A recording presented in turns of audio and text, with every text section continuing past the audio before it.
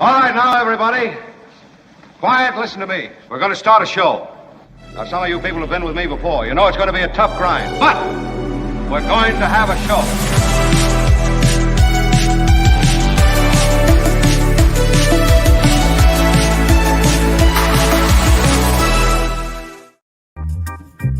It is so cool to have everybody here. We've got the full crew, your all-star crew on our end. And it looks as though, based on the chat and the way it's kind of all coming together and just my general feeling, it looks as though we've got an all-star crew on your end, viewers and listeners. So, Kim, how are you? Kim, how are you? Good. How are you? I'm very well. Tony, how are you? You going to handle things today? Thanks, Tony. All right. We'll see. We're going to give you a complete profile of the debate last night. I have a couple of thoughts, and maybe my thoughts will jive with yours. Maybe mine will run against what you walked away with. I mean, I do love these things because if you're into politics at all, this is just like catnip. I mean, I could have watched it over and over and over again. Yeah. And then the Trump one-on-one. And Trump, I mentioned in the context of the debates because he's obviously the squad leader, did sick numbers. The number of people who watched him sit down with Tucker Carlson on Twitter, insane. I mean, they call it X now. What was the number, Tony? You have the final number or the number as of right now? It's 223 million 223 million impressions. Yeah. I mean, but I'm guessing a good chunk of those are views. I don't understand because it has 600, almost 660,000 likes, almost 60,000 replies, reposts, 200,000 reposts. I mean, it's it's you know, it's a lot of views. It's pretty sick. Yeah, it's pretty sick. So, I mean, give the devil his due. I mean, there's never been anything like this. I think that's true. I think there hasn't been anything like it. Honestly, I think that's the most viewed video in Twitter's history or X's history. I believe so now at this point. So this man still has tremendous power and tremendous influence. And in that spirit, it's interesting to look at the debates because they exist both in the shadow of Donald Trump and also having to somehow step out of that shadow. Very hard to do. And certainly in the debates, and debates are important because, hey, number two in this race ain't nothing. First of all, you could end up as number two on the ticket, and also you could set yourself up for cabinet positions, et cetera, that, you know, is oftentimes the route. But when it comes to fundraising, when it comes to relevance, when it comes to, you know, the political discourse, this is your way to actually establish yourself on that field of play. So anyway, clearly I think the winner, and then I'll get to the Trump stuff, because the Trump stuff was interesting in that Carlson was just kind of musing with him a little bit. So we'll get to that. But if you really wanted issues, and again, in a debate structure, they call it a debate, but it's really a TV show. It's very hard to get to anything substantive or any length of time, because they'll always say, so in 30 seconds, tell us what you would do with the immigration problem in America. I mean, it's very difficult. So you have to just get out your talking points and, you know, if you can get in a one-liner and a jab and you can make it seem authentic, these are all challenges that you have as candidates. There they are. So there are 8 candidates on stage. I will give you an update on our meet and greet and all that stuff and stuff related to the show, but I wanted to get right into the debate, so let's do it. The Mark Thompson Show. I'll also mention you could smash the like button while I'm thinking of it, too. Smash it with your iron rod, damn it. Smash it with your iron rod. Give us a thumbs up. I'd say, and I'll roll a setup piece for you here. I'd say Vivek Ramaswamy. Here's what I would say before I continue. I think I was right, and I was wrong. And what I was right about was Vivek Ramaswamy. I told you that he would have a good night. He is someone who is so self-confident, speaks so well, media savvy, young, and so loaded with talking points that there is no way you can come at him without him taking you out almost as though it was a video game. Now, he is as I've told you, shallow, knows nothing, talks completely out of his ass. But this format favors that. As I've just told you, there's no follow-up. There's no real chance to explore any kind of policy. So if you can say stuff that sounds good and sounds, I'm going to say he was clearly, I thought, into arrogance. He was arrogant, smug. You guys are all politicians. I'm the new fresh-faced kid. That was informing everything he said. And so when you say things like, you know, I'm going to send troops to the southern border, I'm going to get out of Ukraine, it's about time that, you know, Europe carry its part of Ukraine and of the responsibility for the Ukraine war. You speak about things in America. I thought this was a great moment, and this is what I'm talking about, where he goes, you know what, guys? Hey, guys, it's not that hard, okay? It's not that hard. You close the southern border, you pull out of Ukraine, you start drilling and digging for energy, coal, fossil fuel, fracking, and then you go to lunch, okay? That's it. It's not that hard. And you go, yeah, it's really not that hard, yeah. He's a bumper sticker politician. And who was the last bumper sticker politician who also had no plan, just a bunch of stuff like that? Trump. He is Trump 2.0. And there is a part of the Republican audience that loves that. And so, and of course, the last thing I'll say, and then we roll the setup piece, is Vivek Ramaswamy, as I've told you, he carries the water for Trump. He said he's going to pardon Trump. That's, you know, a front and center thing with him. He believes all of these things that Trump does. He's really right down the line with Trump. I'd suggest he's probably further right on the question of abortion and women's reproductive rights than Trump is. But so I thought I was right about Ramaswamy. I'll tell you what I was wrong about. I was wrong about Nikki Haley. I thought she had a good night, and I thought she'll get a bump from this. She distinguished herself nicely, and I didn't expect that. And she also was the only one who seemed to have any nuance, if you can even have nuance in an environment like this, to any of her positions, like women's reproductive rights, just because I've mentioned it. All right, roll the setup piece, if you would, from ABC, Tony, and then we'll talk on the other side, or we'll stop it in the middle. Sparks were flying tonight at the first presidential debate of the 2024 election cycle. Yeah, I don't need to see all of that. Sparring with each other. Go about 2 minutes in after the Rachel Scott stand-up. No, I think you had it. After Candidates after the threw reporter. punches, and what issues did they tackle? It was a night of pointed attacks in Milwaukee, Wisconsin, a critical swing state, in a fiery debate hosted by the Fox News Channel as the 2024 presidential race heats up. Now is not the time for on-the-job training. We don't need to bring in a rookie. We don't need to bring in people without experience. The real choice we face in this primary is this. Do you want a super PAC puppet, or do you want a patriot who speaks the truth? As the 8 Republican presidential candidates who made the cut took the debate stage for the first time. I've had enough already tonight of a guy who sounds like ChatGPT standing up here. This is exactly why Margaret Thatcher said, if you want something said, ask a man. If you want something done, ask a woman. The candidates sparring over hot-button issues like climate change. The climate change agenda is a hoax. The climate change agenda is a hoax. First of all, yes, is climate change real? Yes, it is. But if you want to go and really change the environment, then we need to start telling China and India that they have to lower their emissions. That's where our problem is. And abortion. We must have a president of the United States who will advocate and fight for, at the minimum, a 15-week limit. I am 100% pro-life conservative. Let's treat this like a respectful issue that it is, and humanize the situation and stop demonizing the situation. North Dakota Governor Doug Burgum saying he would not support a federal abortion ban. And the reason why we shouldn't is very simple. It's the 10th Amendment in the Constitution.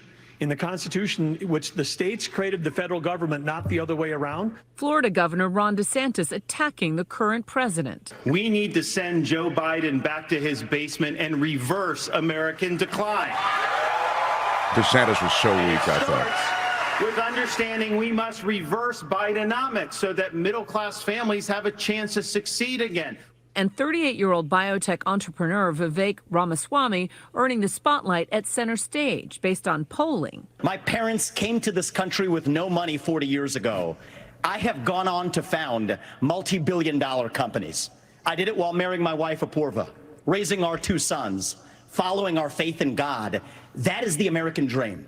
South Carolina Senator Tim Scott also saying he too represents the American dream. I came to the conclusion that America can do for anyone what she's done for me if we focus on restoring hope, creating opportunities, and protecting America. But one of the most whose American dream was better, everybody? That's what we're voting on. Even there, former President Donald Trump. We are going to take a brief moment and talk about the elephant not in the room. You all signed a pledge to support the eventual Republican nominee. If former President Trump is convicted in a court of law, would you still support him as your party's choice? Please raise your hand if you would.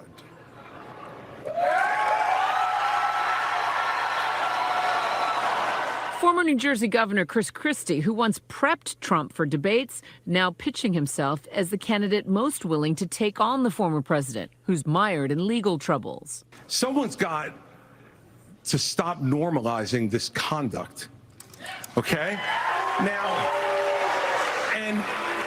whether or not you believe that the criminal charges are right or wrong, the conduct is beneath the office of President of the United States.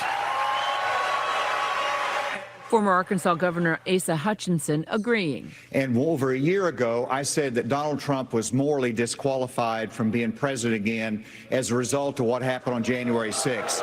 Veteran politician, former governor, and former UN ambassador. Stop right here for a second, Tony, if you would. I just wanted to say something about Chris Christie, and then we can continue. Christie is, as we've said, he's kind of that junkyard dog thing. He can bring that Jersey smack talk, and he's good in these situations. I think he's an incredibly smart guy, also, and media savvy. I disagree with him on everything, virtually, but I don't see how he squares the notion that, and he made this point last night, that Trump, has no kind of record. His record as president was a failed record, dude. You were trying to get him elected. I don't understand. I didn't hear this kind of talk from you during his administration. And to Vivek Ramaswamy, you'd support Trump for president if he was convicted of these things he's accused of? If he was convicted of this coup attempt? You'd support him. Well, then why are you in the race? He's still in. Why are you running against him? Why are you running against Trump? You ought to be running at Trump's side, supporting him. There's so much hypocrisy here.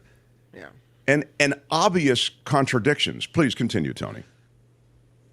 Administration, Nikki Haley going on the attack against her former boss. Trump is the most disliked politician in America. We can't win a general election that way. On stage, a candidate who was once one of Trump's greatest allies, also separating himself, his former vice president, Mike Pence. The American people deserve to know that the president asked me in his request that I reject or return votes unilaterally, power that no vice president in American history had ever exercised or taken. He asked me to put him over the Constitution. And I chose the Constitution, and I always will. Rather than taking the stage in Milwaukee, Trump counter-programming in a pre-recorded interview with Tucker Carlson, released just minutes before the debate began. It appeared on X, formerly known as Twitter. And I'm saying, do I sit there for an hour or 2 hours, whatever it's going to be, and get harassed by people that shouldn't even be running for president? He is the front runner. He doesn't need to sit through all these attacks. But more important, we said that already. That I think it's he did the smart thing by not showing up. Even though I think he's very good in these situations, Trump did the smart thing by not showing up to the debate. Why do you need to? You're ahead by so much. Chad says in the super chat, I would argue Ramaswamy doesn't believe most of what he says. He's an opportunist. He's an opportunist who knows he needs the MAGA vote. Chad, I think you're right. I mean, I don't think it's possible. Big shout out. Yeah, big shout out to Chad. I don't think it's possible to embrace the things that he said, but he sells it like nobody's business. He really is. In that way, he's like Trump.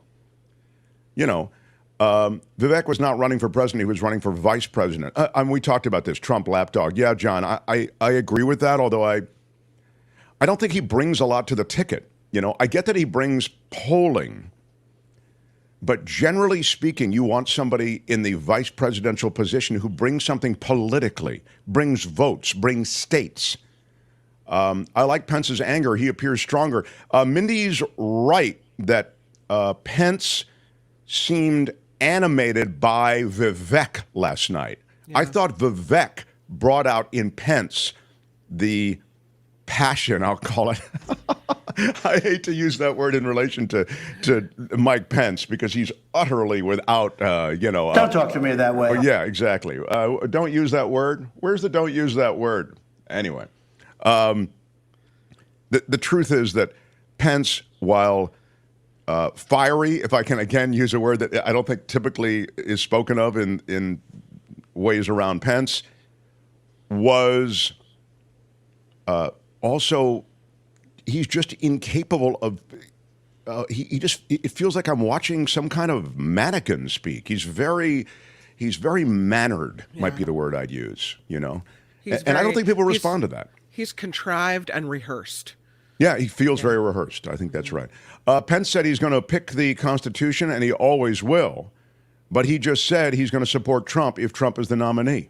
There was irony. That weird... Yeah. There was that weird...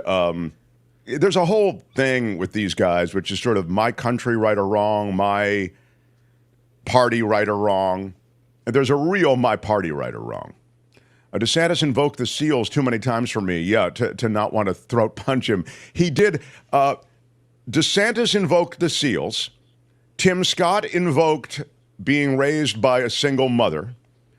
Vivek Ramaswamy also a couple of times reloaded, same talking points for hour one as hour two, making sure you got them in. And then of course, DeSantis. I thought DeSantis was kind of a mess. Carrie Lake thinks Trump is going to pick her for VP. And yeah, John is right. I mean, I think that there's a lot about Carrie Lake that Trump might very well spark to. You know, DeSantis saying that he wants to send troops to Mexico on day one. By the way, the day one thing is a very political debate, effective talking point and reflex move to throw in. You know, are you going to fight the war on blank? Fill it in. On terror, on intellectual property ripoffs, on what? I'm going to do it on day one of my presidency. I'm going to. It's always a strong thing. But listen to what he said he's going to do on day one. He said he's going to send troops into Mexico to solve the fentanyl problem that is getting into the U.S., that these gangs, these cartels, are so in control of Mexico that they are exporting this fentanyl into our cities and into our communities, and kids are dying. By the way, the last part of that is true. But you can't send troops in on day one, dude. You can't do it. That's an act of war. What do you mean you're going to send troops in? I mean, just think through some of these talking points. I mean, again, they come out of this sort of righteous indignation. I've had enough of this. On day one, I'm going to send American troops into Mexico and cut down all of the cartels. I'm going to decapitate them and eliminate the fentanyl problem. Yeah, except once the smoke clears, my friend, you cannot do that. What will you tell the American troops to do? I mean, troops aren't set up for that. Blah, blah, blah. You don't even have to think it through to see how ridiculous it is. It's a talking point. What does Harry say?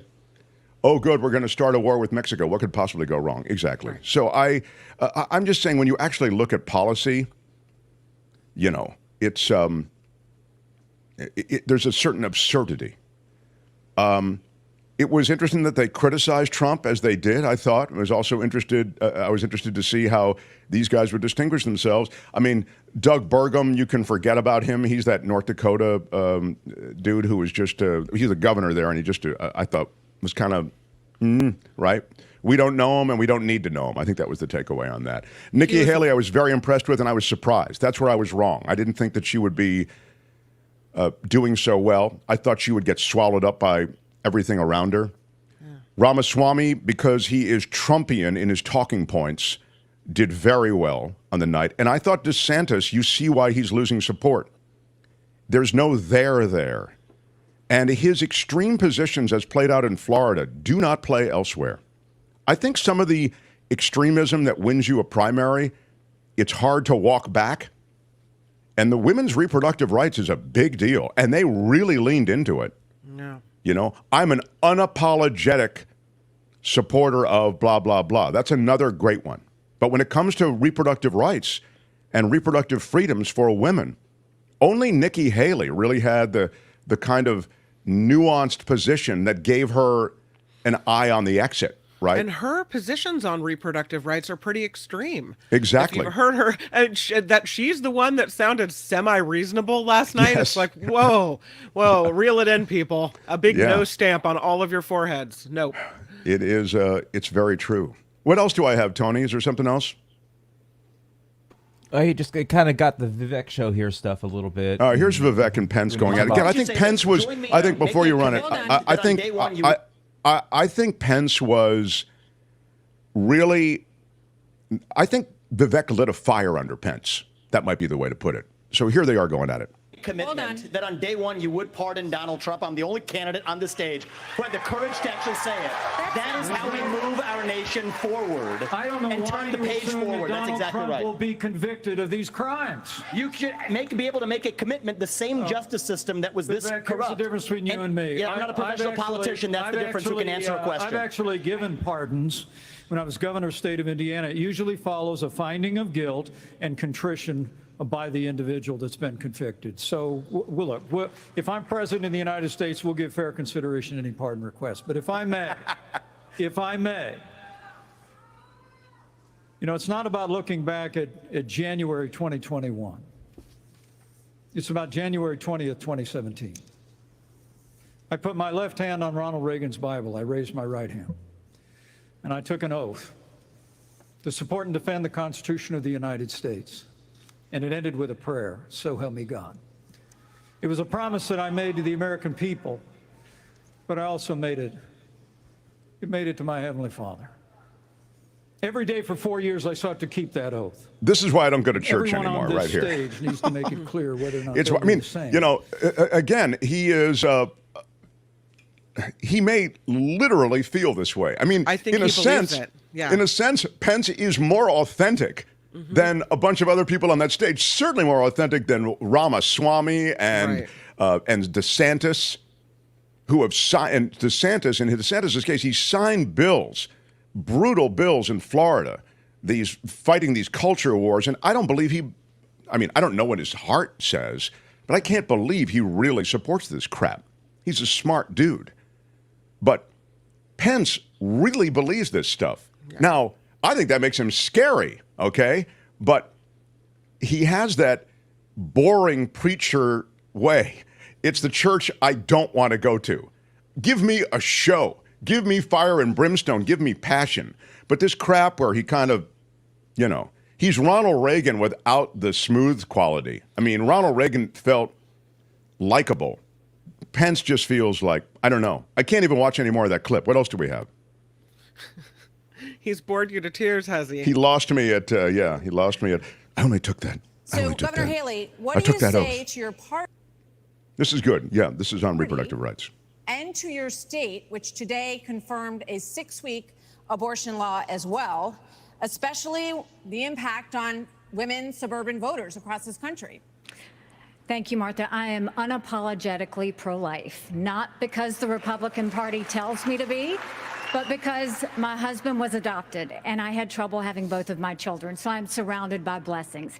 Having said that, we need to stop demonizing this issue. This is talking about the fact that unelected justices didn't need to decide something this personal, because it's personal for every woman and man. Now it's been put in the hands of the people. That's great. When it comes to a federal ban, let's be honest with the American people and say it will take 60 Senate votes. It will take a majority of the House. So in order to do that, let's find consensus. Can't we all agree that we should ban late-term abortions?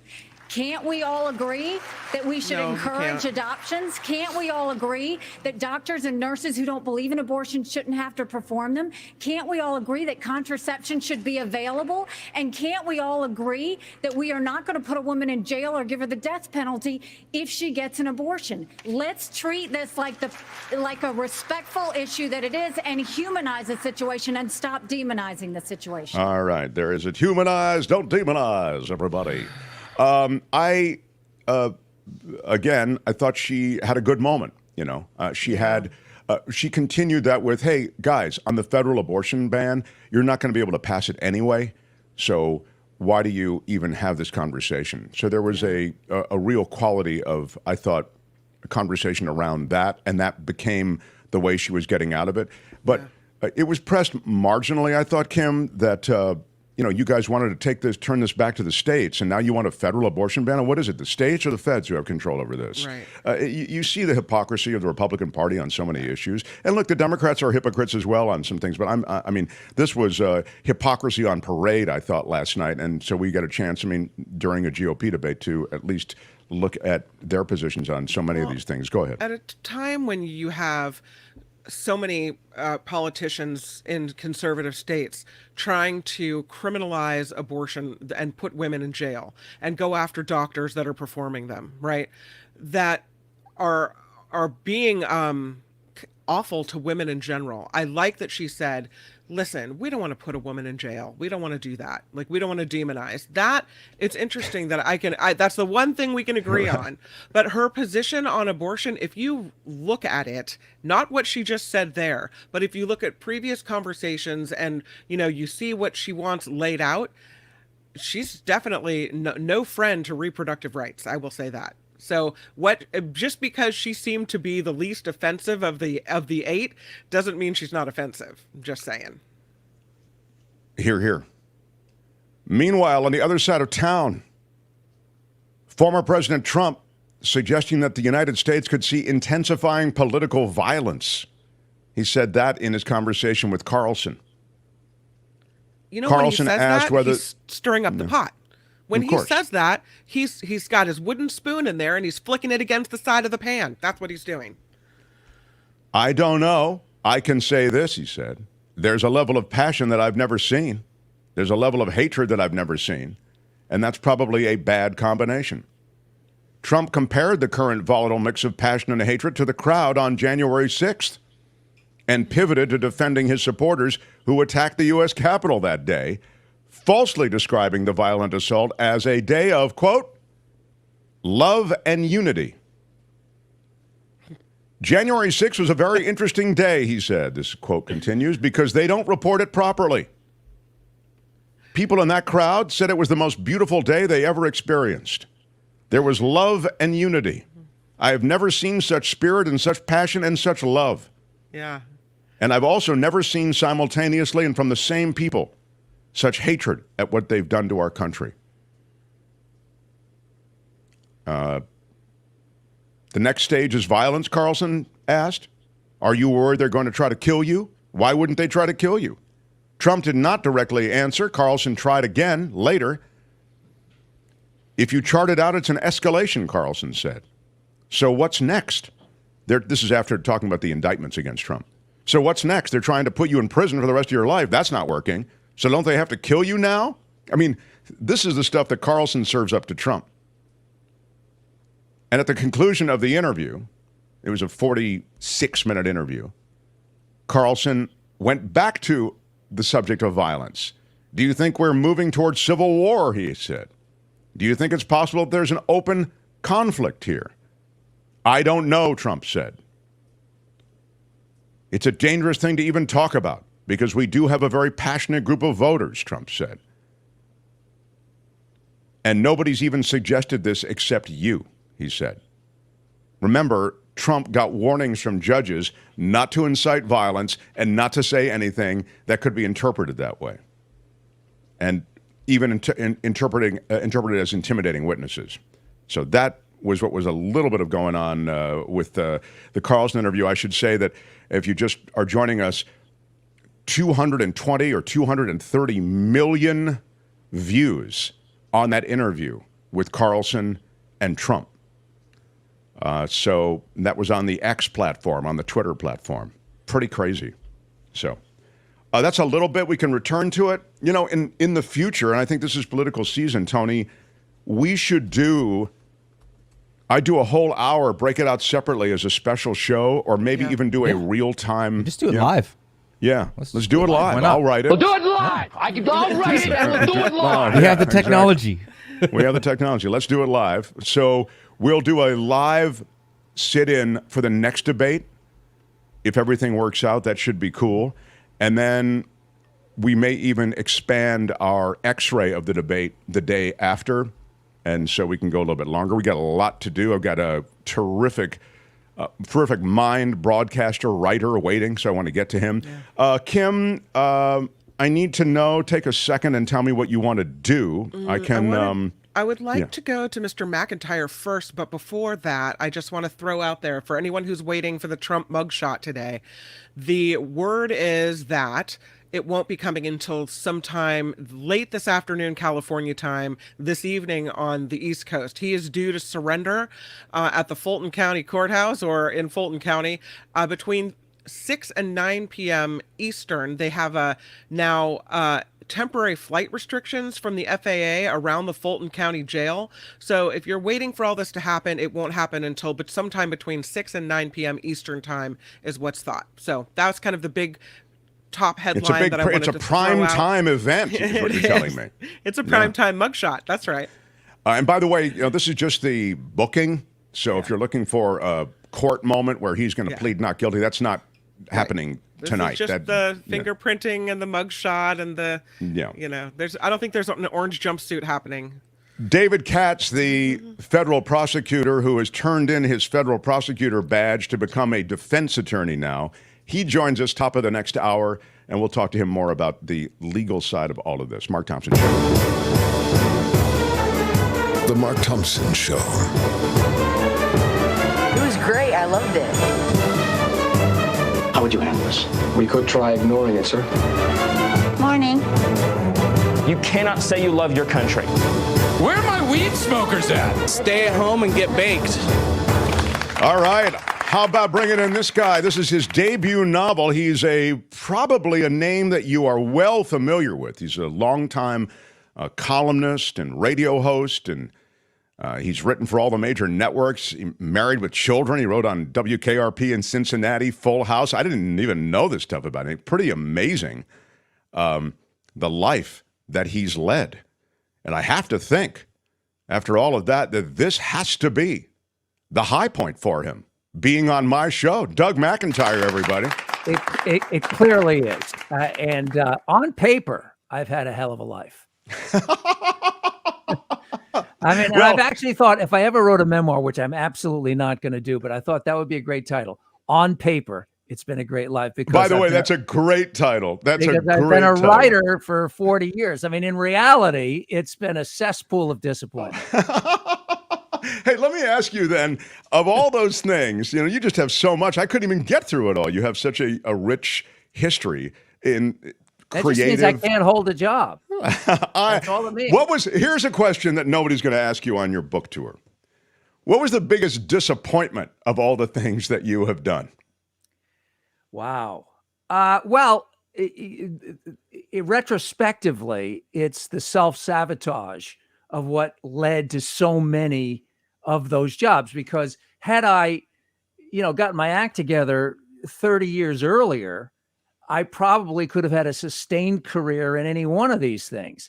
But as a result, I was, all over the road and, ricocheting from one, iceberg that I plowed into another iceberg, and then having to dig my way out. Doug, did you have a rebellious attitude? Is that where that came from, or what? It wasn't a rebellious attitude. I mean, I'm very open about this. I mean, I think until I was 35, there was too much booze.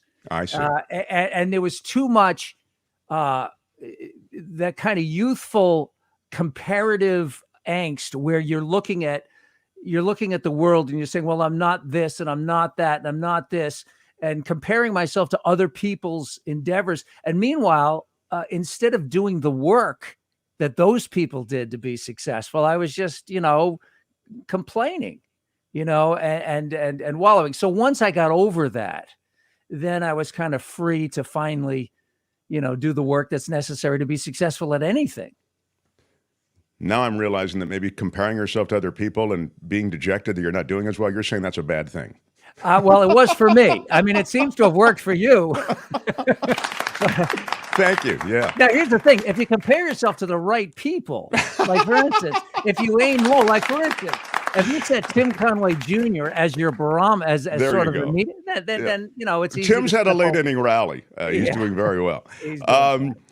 So tell me, so again, and we mentioned this because, Doug, you really legit have done so many things, and you're still doing so many things, and one of the things you're doing now is writing. I mean, writing and getting published. So let's talk about this book. This is your debut novel. You mean this book? Yeah. This well, book? we're showing a picture of it too. Frank's Shadow. This is his debut novel, just released. Tell me about Frank's Shadow. Well, the book was born on May 14th, 1998, which was the night that Frank Sinatra died. It was also, coincidentally, the night of the final episode of Seinfeld. And as it turns out, I had a good friend whose dad died the same night.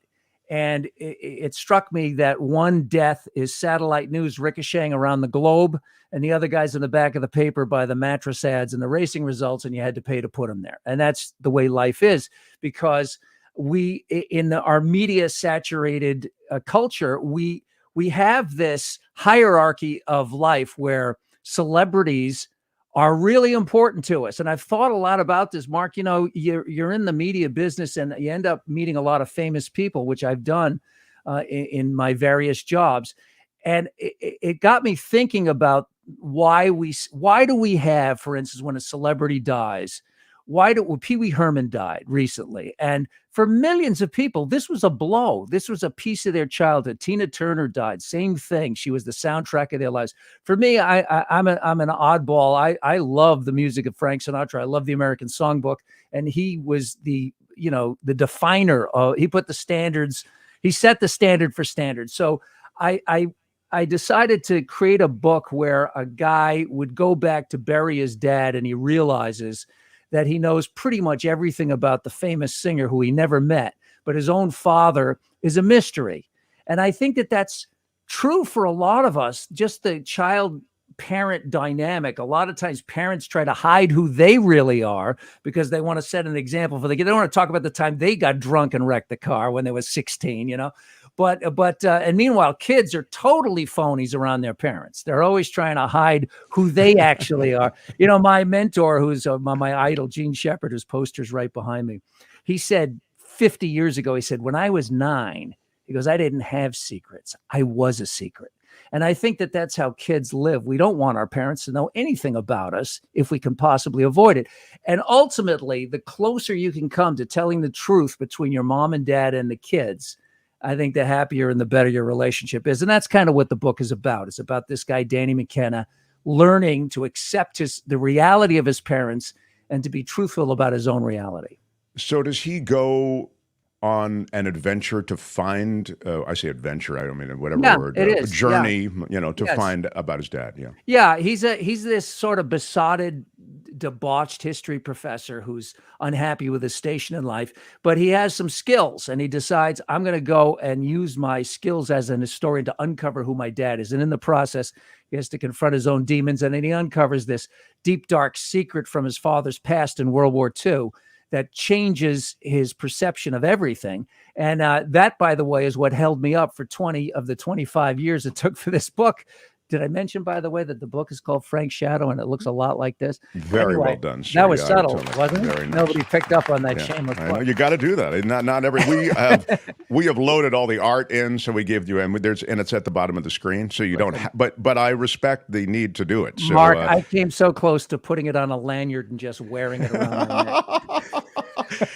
I mean, look, I'm impressed that you got. However, this book became published. I'm impressed that you got it from start to finish. I think it's easy to start a book, but it ain't easy to finish it, and it's certainly not easy to get it, out there so anybody else can read it. Well, I think that I give myself credit for determination. I always believed that there was a story here, a real plot and characters that were interesting. Took me a very long time to to find out what the secret was. Everything I had come up with was either stolen or awful or both. And then, as often happens, about 6 years ago, the light bulb went off, and then I couldn't wait to so when I retired from KBC, and by the way, I have to show this. I'm using a stolen KBC. Oh, look at that. Good for you. How about that? When they tore down the old building, I took it with me. Anyway, you were there when they were dominant. I mean, now they're like just an and by the way, infomercial loop or something. It's not lost on the radio industry that when I got hired, they were dominant, and when I left, they weren't. So you can do the math. That's an odd brag, but it's not a brag. It's just a statement of Arbitron facts. It's funny because you are a writer. I associate you with the columns and that sort of thing, but writing a book, writing a story is a different thing. Had you taken a crack at this kind of thing in along the way in college or in education somewhere? Or No. I always, this was sort of for me, I think that a novel is the highest form of writing short of a popular song. I think if you can write a 3-minute song that the whole globe knows every word to, I think that's a kind of a miracle. People in foreign languages learn English by listening to it, and I think that's a pretty amazing thing. But the book was something that I wanted to do because I think long form fiction writing is like the Mount Everest of writing. And I had started, when I was a kid, I was writing jokes or sketches, and then I learned to write half-hour sitcoms, worked up to full-length screenplays, etc. And then the newspaper column. So I really wanted to tackle it. And every one of these genres has its own unique challenges. And this was a learning curve for me, but I really thoroughly enjoyed the experience. That's terrific. I congratulate you on it. And, you're still on the radio. I just saw you the other day over at KFI. So, we were ships passing in the night because I was just wrapping up. I was filling in for John and Ken at KFI, and you were coming in with Conway and with your baseball hat. I thought you're in the witness protection program of radio, which you might be. But yeah, that came out of the blue because when I retired from KBC, I gave all my stuff away. These are my wife's headphones. I gave everything away. I had friends who were doing podcasts. I had mixing boards, and if anybody wants a couple of Zephyrs, I've got them in storage. No one's using those anymore. Yeah. Right. So those are I expensive, really thought by the way. they were, but now they're pretty much. These are the boxes that you would use to connect.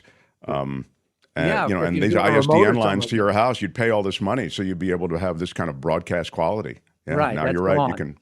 Yeah. So anyway, now they're not even paperweights. paperweights. So, but I gave it all away because I thought I was done. And then out of the blue, in June, I got a call from KFI asking if I wanted to come in and fill in for Johnny Ken. And it was such a great. First of all, it's KFI, and the other thing is, after 4.5 years, I was really nervous. But with the book coming out. It was too good enough. There we go. Yeah. It was too good an opportunity to promote the book. And it turned out to be great fun because I know a lot of folks over there. I got a lot of friends in that building, including Tim, who was my roommate for a couple of years. And Deborah Mark was on my show for a year. So it was a lot of people at KFI. Oh, wow. That's wild. I didn't know who I knew. Ray Lopez at one point was producing my show before he went to KFI and was working with John and Ken. So I just know a lot of people in the building, so it was a lot of fun to do. That's terrific. Well, I congratulate you on all this. I mean, what a ride you are on. I was reading your bio. I got to wrap up here, but I was reading your bio and I thought, wow, I didn't know that about him. And you say it. I mean, on paper, it's astounding what you've done and the range of different endeavors creatively you've been part of. And I congratulate you on this latest one. Well, Frank thanks. Shadow. Although I would say that there's a lot of different things, but I think it's really all one thing. Ultimately, you're a storyteller. And it's just different. You know, if you're a painter, you've got one frame, or a photographer, a still photographer, you got one frame to tell your story. So you have different, you know, here I had 258 pages. So you have different venues, but essentially it's the same thing. You got to tell a story that hopefully resonates with an audience. If not, then you're going to be talking to yourself. Which well, again, I have been doing many times. Well, you're good at it. Doug McIntyre, again, the new book is Frank's Shadow. Check it out. Order your copy today, as they say, and enjoy the pages of, I guess it's sort of a life mystery in a way, the mystery associated with the father and discovering something about his story. It sounds intriguing, pal. Congratulations. Well, it's all in there. Thanks so much for having me. I really appreciate it. Okay, Doug McIntyre, everybody. Yeah, right on. The Mark Thompson Show. Yeah, I'm impressed. I'm impressed by Doug McIntyre, I got to say. I really was. I'm impressed enough to leave that lower third super up there for a couple more seconds, but then I would say you want to move on to the next thing. Thank you. I really wanted to ask him if he wrote the turkey episode on WKRP in Cincinnati. Oh, but it's my favorite. I watch it every Thanksgiving. You know, that's a Googleable fact. Who wrote it? Because it's a famous. I'll look it up. Yeah, famous episode. I did want to get to one thing. If you'll allow me to button out the politics and political reporting story. I wonder if I could just visit briefly one story that really galls me. The Mark Thompson Show. The GOP debate happened, and that's fine. But something else happened that's not fine. Trump's team, the former president Donald Trump's team, invited a bunch of journalists to a sumptuous feast of a dinner. It sounds like it was quite the dinner, big steak dinner. And there, with Trump campaign staffers, a bunch of really notable journalists showed up and enjoyed the dinner, and then enjoyed what was essentially one long trolling session that they had concocted against Ron DeSantis. It was, again, Team Trump whining and dining top reporters at a steakhouse called Rare and passing out pudding snack packs.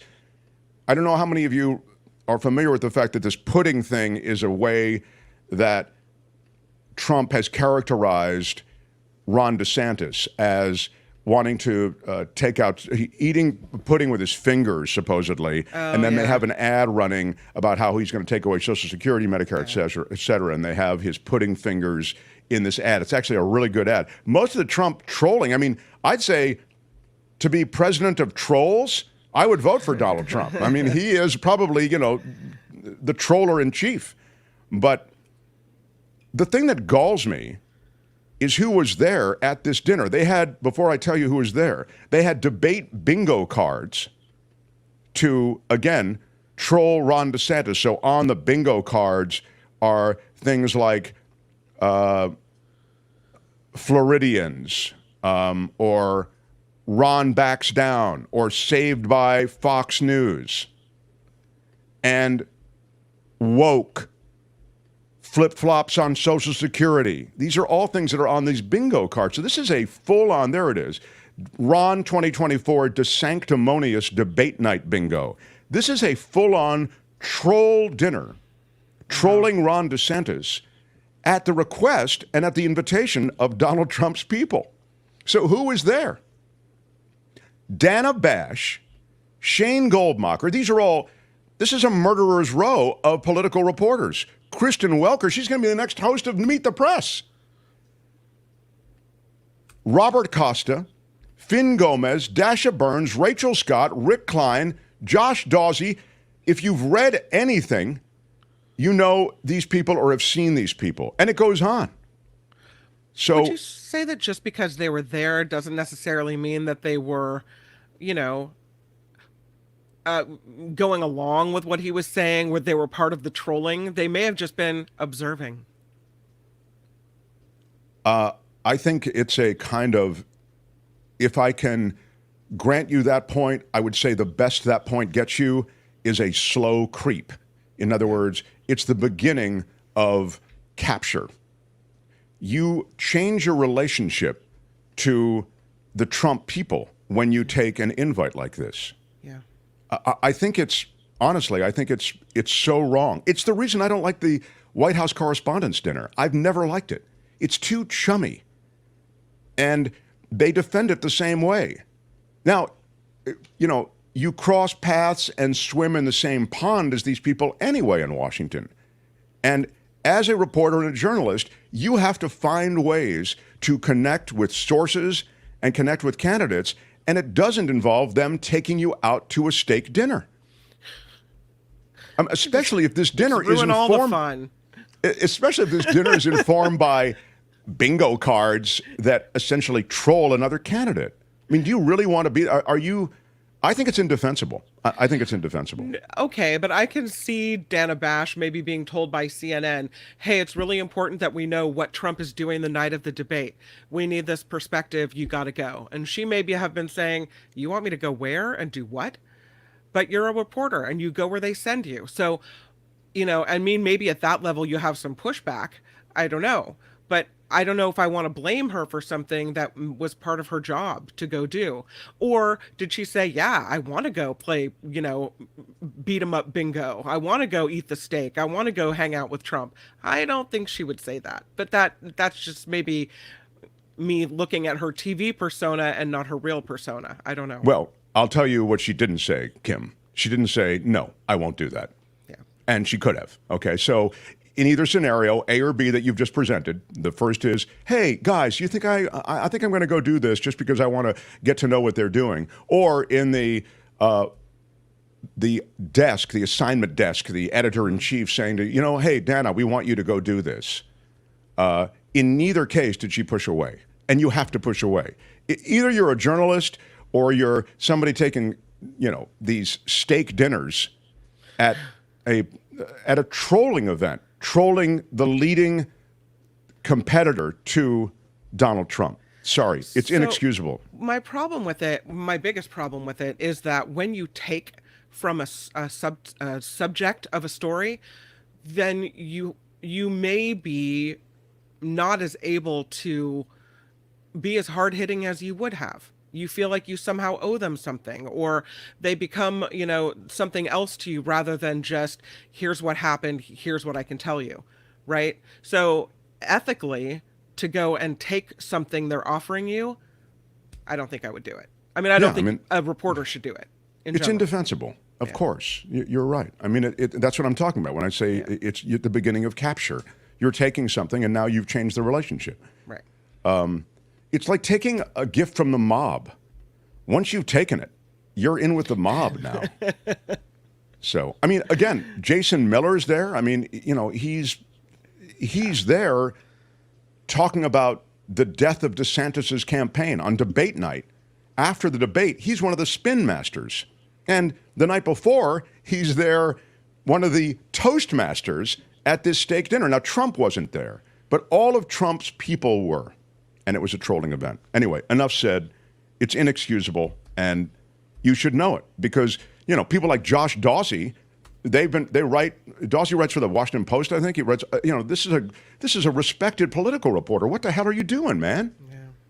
So, all right. The Mark Thompson Show. I want to update you, if I can, on our meet and greet. Can you put it up there, Tony? I don't have the latest numbers, but I know that I gave everybody until midnight last night to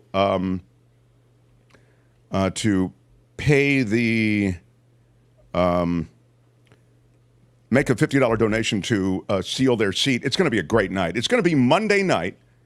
It's 7 to 9. It's 2 hours, so we can really splash around. We think it's going to be a lot of fun. And by the way, because it's not broadcast, we can run any music. We can do anything we want. We can do anything. We can say anything we want. There are no restrictions. We don't have to worry about any overlords. So I think it's going to be terrific. And because we're limiting it to 20, I think it'll be even more fun to splash around. So I went back last night, and I think there are about 6 spots that have not already done it. So that is to say, made the $50 donation. Sadly, we have to raise money for the show, which is one of the reasons we're doing this. I think it's going to be fun to connect with everybody. But I want you can RSVP to mtsmeetup@gmail.com. But what you can also do is after you've done that, you can go to the PayPal link and make the $50 donation. You know how the PayPal link works. It's right there at themarkthompsonshow.com.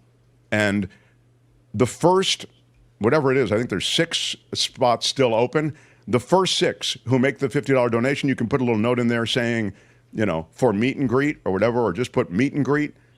You're in because it's wide open now. So I held it for the people who RSVP'd. Most of them did get their payment in or donation in, but now I have to open it up. So that's the story on that. And hopefully we'll seal it at 20. I'd love to have some raffle. We talked about it, and maybe we'll do that for next month. We'll do another one, I promise you. And believe me, we're trying to make it approachable for more people. So I promise you that I'm working on that, and I want to see it wide open. I'd like to do an in-person meet and greet, actually, but it's just too hard right now. So eventually, as the show grows, that will be possible. Right? But right now, I think a virtual meet and greet is going to be a lot of fun. So, if you get a chance to interact with Kim off hours, believe me, it's a party. Something. Yeah. Smash it with your iron rod. Yeah, she's smashing it with her iron rod. Kim's news, and then the great defense attorney and former federal prosecutor, David Katz. Mark Thompson Show. The Mark Thompson Show.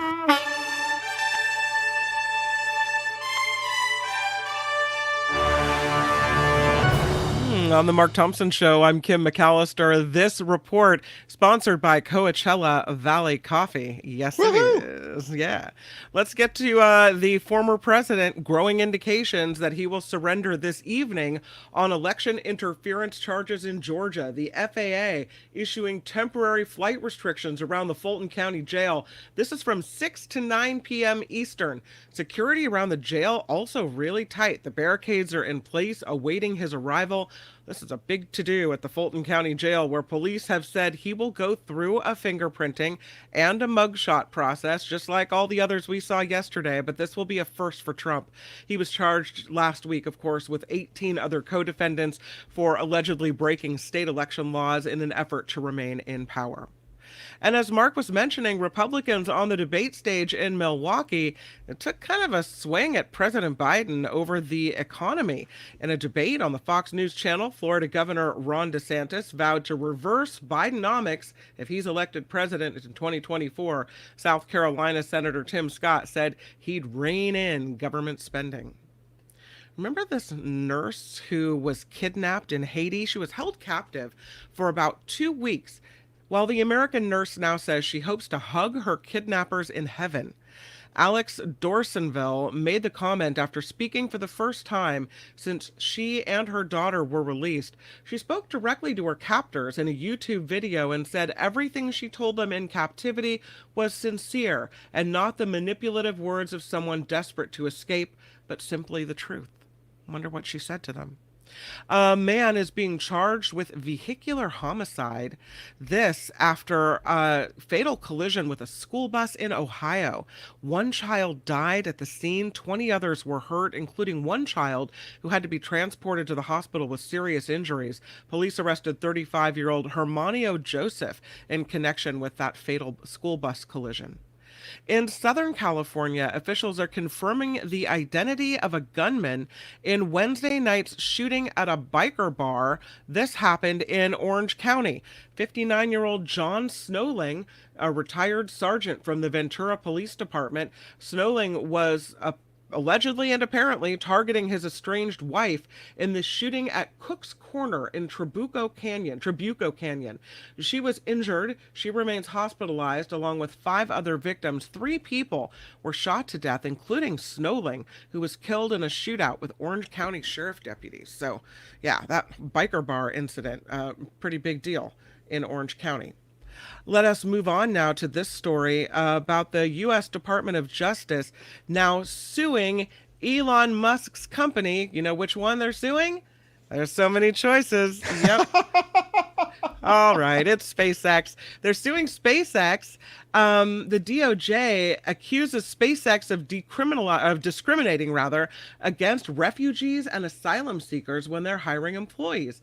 The lawsuit argues that between 2018 and 2022, SpaceX wrongly claimed export control laws limited the company to hiring only United States citizens and lawful permanent residents. Now, SpaceX has been under investigation by the DOJ since June of 2020 when a non-U.S. citizen filed an employment discrimination complaint. The DOJ said out of more than 10,000 employees hired during an almost 4-year period, only one was an asylee who was hired 4 months after SpaceX had been notified about the investigation. Oh, we don't have any of those? Okay, well, quick, hire somebody. Go. Yeah, well, let me just say, I'm really glad you're doing this story. I wanted to do a segment about this, and I will do a segment about this in the future. One of the problems with being so dependent on Elon Musk and SpaceX, from the stand, when I say being so dependent, I'm talking about the government of the U.S., is that it's very hard now to sue him, regulate him, or in any way control him. So you essentially, this is what I talk about when we talk about regulatory capture or government capture. You got this guy, Musk, who you need. You need him to launch military satellites. You need him to launch communication satellites and any number of other things that only Musk can do. You have a contract with him. And now you want to, what? You want to curb that dog? It's very hard to do.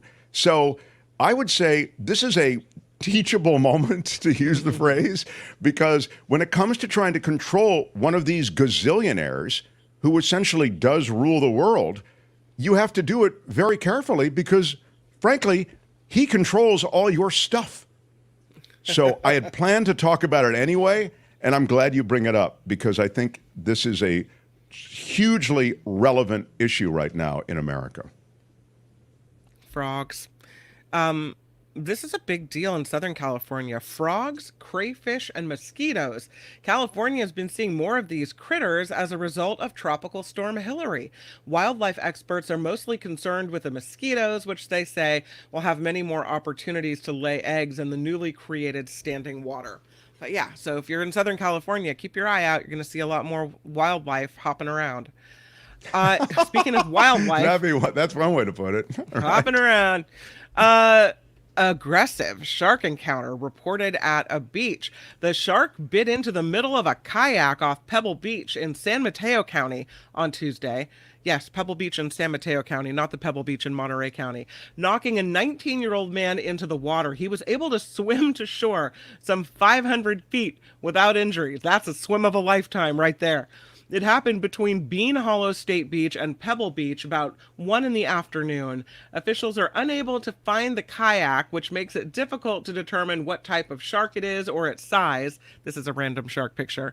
According to the Sheriff's Department, since January, it is the first report of a shark encounter in the area. But I guess they're calling it an aggressive shark. Yeah, he's got swim to shore really fast. Good thing you could do that. I know. I mean, look, they don't attack humans deliberately. I mean, they mistake them, but yeah, we don't taste good. Yeah, exactly. When it's chomping you, that's a tough argument to make. It's mistaking you for something else. Yeah, great. Well, it's a mistake, and I'm dying. So, yeah, but the point is, it doesn't want you. Yeah, I get the point, but my point is, I'm bleeding out.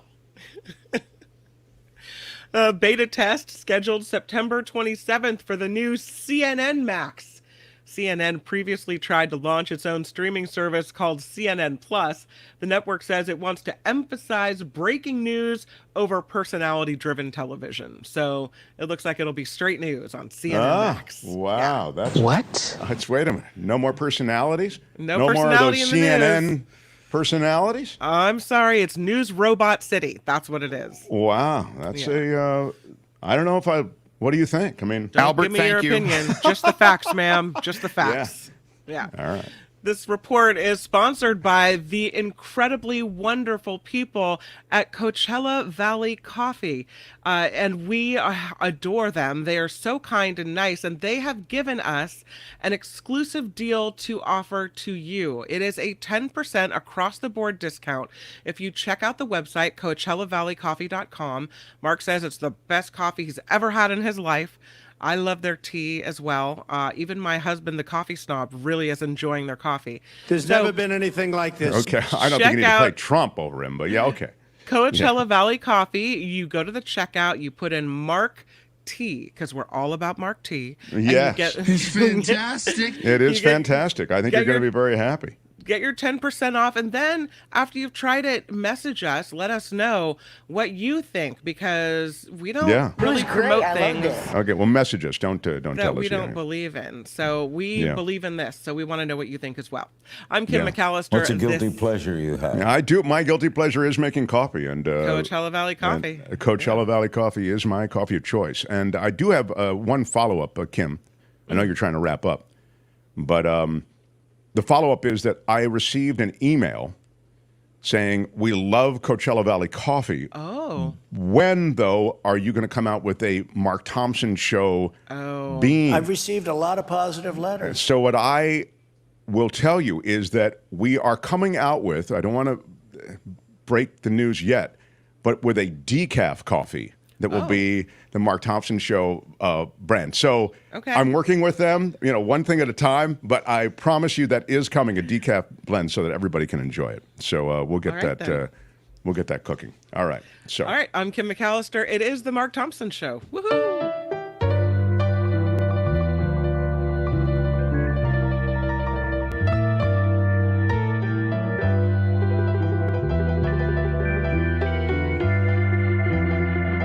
Feel it?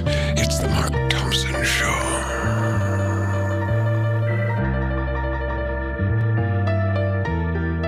Who's Mark Thompson?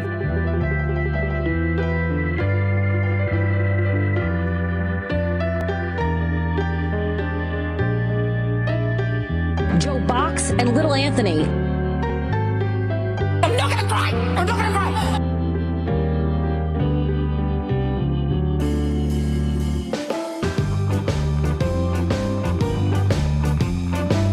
Someone did this to spoil our Christmas. Seriously, what the Did you really just do that? What? It's all there, black and white, clear as crystal.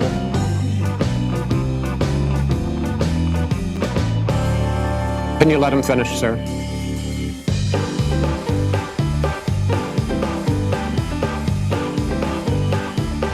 Feel it in your soul. The Mark Thompson Show.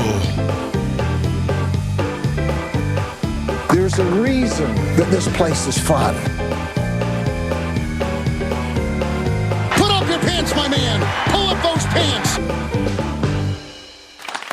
Yeah, great to have everybody here. Thanks for your patience. I say that to our distinguished guest in the green room. He is the former federal prosecutor, now working on the defense side of the table. How about our Thursday regular David Katz, everyone? Great to be with you, Mark. David, good to see you, sir. I thought of you this morning because of the fact that Donald Trump changed counsels just this morning. And he had a counsel that was very famous. I was telling her, when I know a lawyer, he must be pretty famous. His last guy was, the defender of rappers who were involved in various controversial cases. And he was kind of a superstar lawyer. He's now changed counsels, and that's in advance of his booking, which will happen later tonight. Well, he's also got a well-known Atlanta, Georgia lawyer that he's just hired. He represented a lot of people in high-profile cases, racketeering cases, some street gang members who were in racketeering conspiracies. Obviously, a lot of doubters have thought, wow, is this really a racketeering case in the sense that we think of racketeering? And of course, Fani Willis did charge a bunch of school teachers who certified that people had passed exams to go on to the next year, the social promotion. She charged them as being a bunch of racketeers, school teachers. So certainly the people who think it's controversial to have charged this as a racketeering case and have said that, she really likes the idea of calling all of these people who, the narrative on the right is, who are political opponents of hers, very unlike her in their political and philosophical views, to call them racketeers. And she seems to love the irony of calling the king of the racketeering prosecutions, Rudy Giuliani, a racketeer himself. Are you someone who feels that strained the racketeering tag, or do you feel it falls into that category? I think that it was overcharging to call it a racketeering enterprise. I think that she could have charged conspiracies, and that her main reason for not charging conspiracies was because she liked branding them all as racketeers. And if there's ever a group of unsympathetic defendants, not the whole group, but I mean, Trump and Giuliani have to be about the most unsympathetic defendants. And there's, of course, a lot of people who think that they should get their comeuppance. They've been up to so much illegal conduct for so long that it's good that, they got charged in this case. But I guess I take the view that I don't like the fact that there's mandatory minimums in the case. There may not be, contrary, Mark, to her press conference, mandatory minimums in this case, but she sure sent that threat out there, didn't she? And if the chickens were ever come to roost, right, if what goes around comes around, you might ask, well, who gave her that terrible legal advice? Would her lawyers be in trouble for corruptly telling her to tell the world that these were 5-year mandatory counts, that you had to go to prison for 5 years to scare the bejesus out of the people listening to her press conference that Monday night? Who gave her that legal advice? Was that something that was corrupt? Should they be in the dock like Professor Eastman and like Cheeseborough?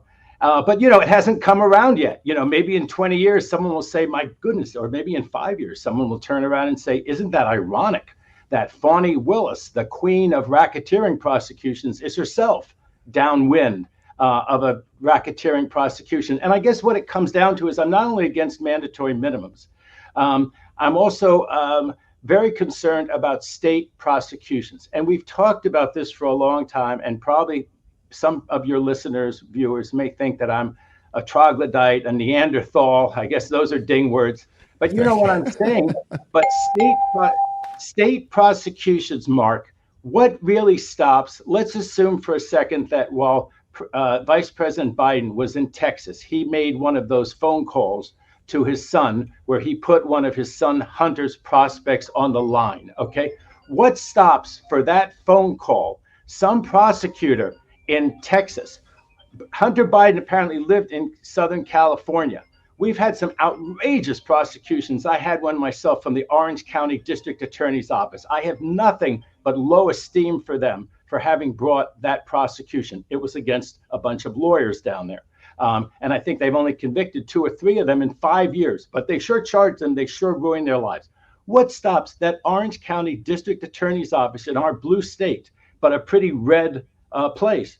What stops them from prosecuting Hunter Biden and Joe Biden? What stops them from suddenly having Joe Biden facing 4 criminal prosecutions, or at least one in Orange County and another one in Texas? And so I'm very wary about the timing of all of this. These cases, we talked about this. Merrick Garland took over 2 years, Mark. Yeah, you feel these cases should have been brought sooner.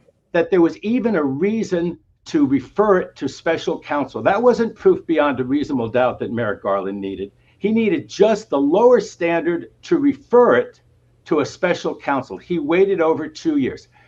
Fani Willis, okay, she obviously waited. She was worried that people would ask for a speedy trial. So she dotted her I's and crossed her T's and dotted them again and crossed her T's. Who is going to inquire into how did she delay this case? So all of a sudden you have her case against Trump. You have the case in Washington, D.C. against Trump after 2 years of getting a special counsel. And everyone says Trump is the one person who deserves it. Mr. Katz, this is not a teaching moment as to all the hypothetical bad things that could happen. This is not a list of all the things that happen to regular criminal defendants in this country, which is unfair. This is Trump, and it's also Giuliani. And for God's sake, they need to be held to account. And if they did all of these illegal things, and it turns out that they get charged for 4 of them at the same time, and it happens to be 14 months before the presidential election, well, so be it. But boy, Mark, this shoe could be on the other foot. And you just have to ask yourself, is this the way we're really going to have it in this country? That everybody who's a presidential candidate gets charged in an opposing district, and not even by the federal prosecutors, but by state prosecutors. And if you look at this effort now to remove this case to federal court, okay, everyone has opined at the fact that the state court, we can get into this more if you want to, that the state court isn't even bound by that rule, that the feds, so remember the feds are not supposed to charge a sitting president. And I think by extension, you can argue that they shouldn't charge a sitting president like Biden. Where's that rule? That's a rule that the Department of Justice is not supposed to charge a sitting federal president. There's no rule that I know of that a state cannot charge a sitting president. So that's a real thing that Biden gets charged in Texas somewhere, okay? And it happens just at the worst time for him, just the worst time to launch his campaign. And then the argument's going to be, hey, the shoe's on the other foot. All these people say that there's no bar on a state prosecuting. Now, there's something called the Younger Doctrine, Mark, which says that the federal government should abstain in a state criminal prosecution unless you can prove bad faith. Try to prove bad faith, right? They're going to try to prove it on Fani Willis, and I bet they fail. I bet she hasn't done anything when it all shakes out that's in bad faith. Or when it's a total constitutional stretch. Maybe if Biden had never set foot in that county in Texas, and he never called into that county in Texas, and no one had any contact with that state prosecutorial district in Texas, maybe yes, then Biden could get the federal government not to abstain. But I just don't think this is a good precedent. I want to say one last thing. Aaron Burr, when he went and had the duel with Alexander Hamilton, and Hamilton ended up dying a couple of days after the duel, Aaron Burr was prosecuted in state court in New Jersey, and I think he ended up being prosecuted in state court in New York. But it was a different era. You know what he did as vice president after that? He just didn't set foot in New Jersey or in New York. Not something that Biden could do in Texas between now and November 2024, right? So That's a great fact. Those are my troglodyte views that I bet your commenters are going crazy now. No, it's interesting, and it's really it's a good argument you've made, and frankly, it builds on some of the layered arguments you've made in the past. I mean, I mentioned and sort of underscored, as you said it, the fact that you feel that these charges were slow walked, but the fact that this is overcharged, and you've made the case quite effectively, I think, for essentially other prosecutions could come and they'll come the other way. You're also right that you'll see in the comments people are jihadists when it comes to what they feel is a situation with a guy who was attempted a coup on the United States government, a sitting president attempting a coup, and his co-conspirators. And they, I think, and I'm kind of expressing a frustration that I note, feel as though, guys, we have seen no real repercussions on this guy in all of this time. Now, you, David Katz, have made the point that these other charges, the Jack Smith type situation, that cake should have been baked way before it was. But the frustration is, and then I'll just wrap up, I'm just kind of expressing it as you have sort of alluded to, is, hey, whatever you got to do, let's get this guy already and his band of merry men.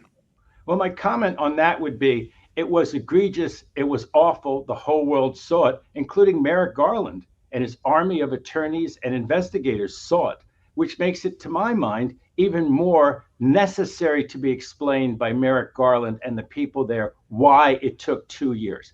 And I think, one answer is that they hoped it would go away. That's not a very good answer that they want to give, I think, publicly or under oath. And if the other answer is that, well, it took Congress's tremendous January 6th committee, it took Liz Cheney and Adam Schiff and all the heroes and heroines of that committee hearing, they had less resources than Merrick Garland, DOJ, and the FBI. So that also doesn't look good, that why didn't Merrick Garland, the U.S. attorneys, the Department of Justice, and the FBI get to the bottom of it? It took a much smaller staff with the January 6th committee to get to the bottom of it. And if his answer is, well, we needed Hutchinson, we needed Casey Hutchinson, we did?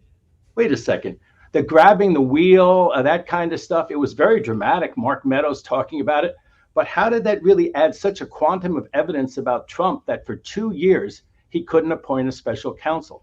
And there is an aspect of piling on this thing. There's 4 of them all going on at once. And you hear the arguments, and it's because Trump has done, in my opinion, so many vile things, so many things that are worthy of opprobrium and worthy of punishment and accountability. Boy, do I get it. But it is not a good precedent to have 4 things all piled on at once. And you hear the argument, well, this will really tie up his time running for president. That plays right into his base and his argument, doesn't it? That this is election interference. 4 of them all launched at once, 1 in Washington, D.C., both of them by someone who, no matter what you say, works for a Democratic attorney general who was appointed and kept in office by a Democratic president, and now by the district attorney in Atlanta and the district attorney in New York City. And all 4 of them are coming at once. And all these judges are telling them what to do at the same time. And boy, I'm telling you, if the shoe were on the other foot, and that's, of course, what the Republicans want to do. They want to try and put it on the other foot and look at it through that perspective, which, again, I don't look at it because I do see Trump as being egregious and well worthy of prosecution for January 6th and the insurrection and the marauding itself within months, Mark, of January 2021. Wow. I see why you're such a good defense attorney now. Man, you are strong. I mean, and you argue facts, and opprobrium is a ding word. I want to ask you about the flipping, because I'm seeing a lot of that in the chat as well. The flipping is associated with this week, the fact that a Mar-a-Lago employee finally pushed away from Trump counsel, got his own counsel, and his own counsel said, hey, it seems, and this is implied, time to tell the truth here, not some story that they told you to tell. And he essentially went back on everything that he had said, which was associated with the fact that Trump and those around Trump, his fellow indictees, if that's a word, actually asked him, they were involved in trying to erase those various recordings from security. Could you speak to the flipping?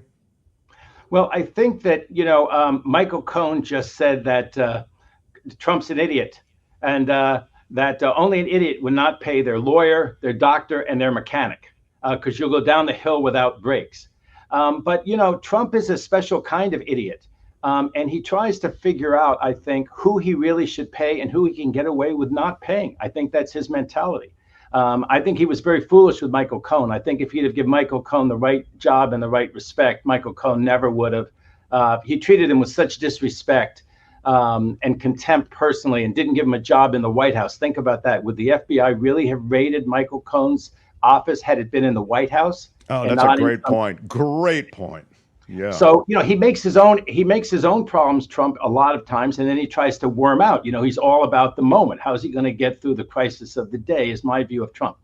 So Trump will always pay for the handyman and for the valet. It's not that much of a bill. They can devastate him. They can turn around and say, he told me exactly to do that. He told me to go hide the national security documents in a room and tell the lawyer that they were all in the room that the lawyer was in, and not tell the lawyer that they'd been put by me in a whole different room, that we weren't going to let that lawyer Corcoran in so that he would file that phony certification. And it was all in black and white. So Trump is so worried that those folks would say something like that. He's going to try to keep them close. And to the extent that one of them got their own lawyer, that person obviously calculated that they weren't going to go to jail if they cooperated, and they would rather get this thing behind them. To be under criminal indictment, Mark, and I've seen people like this for years and years now that I've been a federal criminal defense attorney. A lot of them have to take, even though I tell them, look, have confidence in me, I'm going to get you through this, I've got experience. But can you imagine? A lot of them are taking anti-anxiety medication. That's the best case. The thought of suddenly your life being uprooted, being away from your family, being in prison and stuff like that. So this fellow, I think he decided, look, I like my chances with the Department of Justice saying I shouldn't go to prison and giving me a break, whatever deal they gave him. I like my chances better doing that than having Trump win and pardon me a year. I got to bet on Trump winning. I got to bet on him being loyal and giving me a break, deciding that he needs to give me a pardon. I think Trump right now says to himself, I should have pardoned everybody for January 6th. That's what I should have done. But at the time, he obviously didn't like that look. And so people like Giuliani are saying, man, you left me hanging out there. You could have given me a pardon on January 19th. You gave it to a bunch of gangsters and racketeers. You gave it to all kinds of utterly low-life people. I think one or two of them has gotten themselves right back doing another Ponzi scheme or extorting somebody else. You gave all of these mad pardons, Trump, and you didn't give me one. But on the Georgia case, I think his calculation is, I don't want to give those other defendants of mine really good lawyers who are really expensive and do a lot of work, because I think Trump's strategy is to just delay that case. He wants everybody else to delay it, Mark. I think he's not happy with this attorney, Cheeseborough, who wants to save his own reputation and get work for himself as an attorney. I think he went to Harvard Law School. I think he has, he thinks, a distinguished legal career ahead of him. He wants that to start now and have a speedy trial. I don't think Trump wants to pay for someone like Cheeseborough to get a great lawyer to do a lot of work to give him a speedy trial now. What is in it for Trump to have anybody in Georgia ask for a speedy trial now? So I think that's one reason. And I think Jenna Ellis, he says, look, what does Jenna Ellis have on me? Probably nothing. She's an ambitious young woman who wanted to get ahead. She never could have gotten a job like that. She took her chances. She took her chances. This was going to lead to great fame and renown, and it's led to a state indictment, and she doesn't have anything on me, and I don't want her to have a speedy trial and a lot of money, so I'm not paying. Kim has these are the mugshots of the various people? Well, I have the latest one that I wanted to show you because Mark Meadows surrendered today. And here is his that just came in. He was booked at the Fulton County Jail. Took about an hour. He was released on $100,000 bond, which he negotiated right before his surrender. But I also wanted to tell you that we have new details about when Trump is headed in. He posted on social media that his arrest time will be 7:30 p.m. And in the same post, and I throw this out there for you guys to comment on, especially, I want to know if you think this is a dangerous, if this comment is dangerous. He posted, arrest time 7:30 p.m. and then he talked about the number of views on his interview with former Fox News host Tucker Carlson, racking up on X. He said 231 million views and still counting. The biggest video on social media ever, more than double the Super Bowl. But please excuse me, I have to start getting ready to head down to Atlanta, Georgia, where murder and other violent crimes have reached levels never seen before, to get arrested by a radical left, low-life district attorney, Fani Willis, for a perfect phone call and having the audacity to challenge a rigged and stolen election. The evidence is irrefutable. Arrest time, 7:30 p.m. Well, that's not my narrative of what this case in Georgia is all about. I see why it's his narrative, and I think that, people bandy about the First Amendment. I don't think that he's violating any court's order by saying that. I'm sure he's had good lawyers look at it with that idea in mind. Is he violating any of the court orders? He's not. I think the only thing that he can't do is to comment on discovery that was under a protective order. Unless someone can prove that he took discovery that he got under a protective order and he's bandied it about, he's put it on social media or something. This is America. I mean, if he doesn't have the right to say, my prosecutor is a lowlife, my prosecutor is just trying to get me, this is vindictive, you can file a motion at court saying all of those things, that it's vindictive prosecution. Now, most defendants don't want to do it. They figure, you know what? No matter what the prosecutor and the agents are doing to me right now, if I infuriate them and I taunt them, they'll come up with some way to treat me even worse. But that's not Trump's calculation. And Trump has every right in the world to defend himself in the press and to lambaste the prosecutors who are prosecuting him. I think he's going to be very careful about the judges. But the prosecutors, you have to have a thick skin. I prosecuted one of the first cases of a racketeer, a huge scam case where the guy turned out to have AIDS. And at that time, AIDS was a really unusual thing. And, I was a heartless person who wanted to see him, die in prison. And I was just prosecuting him. And he had a right to say those things. You have to be careful not to cross the line, but you have the right to say things about your prosecutor. So, and the other thing that I do want to say about this, they say that they're going to treat these people just the same as everyone else. They throw that around. But that is a bad look. What they're going to do at the jail with these people, and it's a hellhole. It's a jail that he can say the Democrats who are in power haven't done anything to make that jail any better. Someone can document that he died of being bitten by bed bugs in this hellhole of a jail.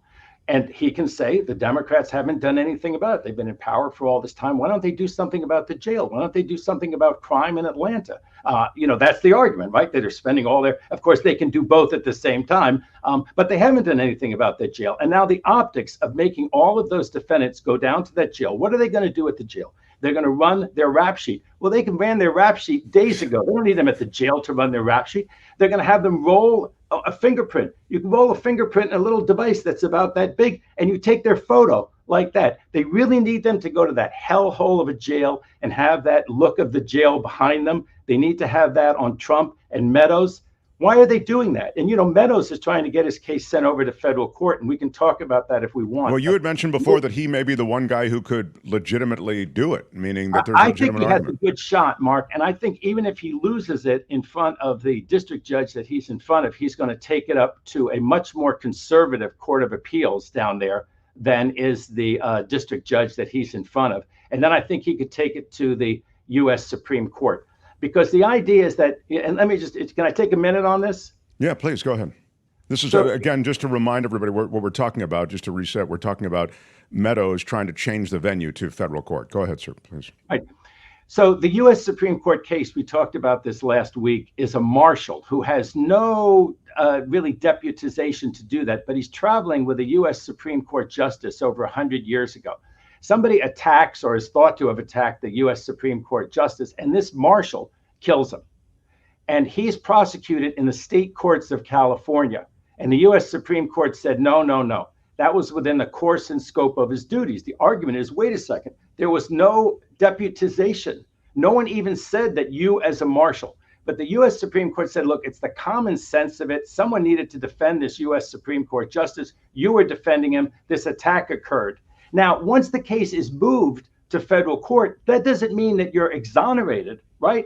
If it was a wrongful, it was too much attack. It wasn't self-defense. It was just someone screaming and yelling at the Supreme Court justice, and this marshal shot him, right?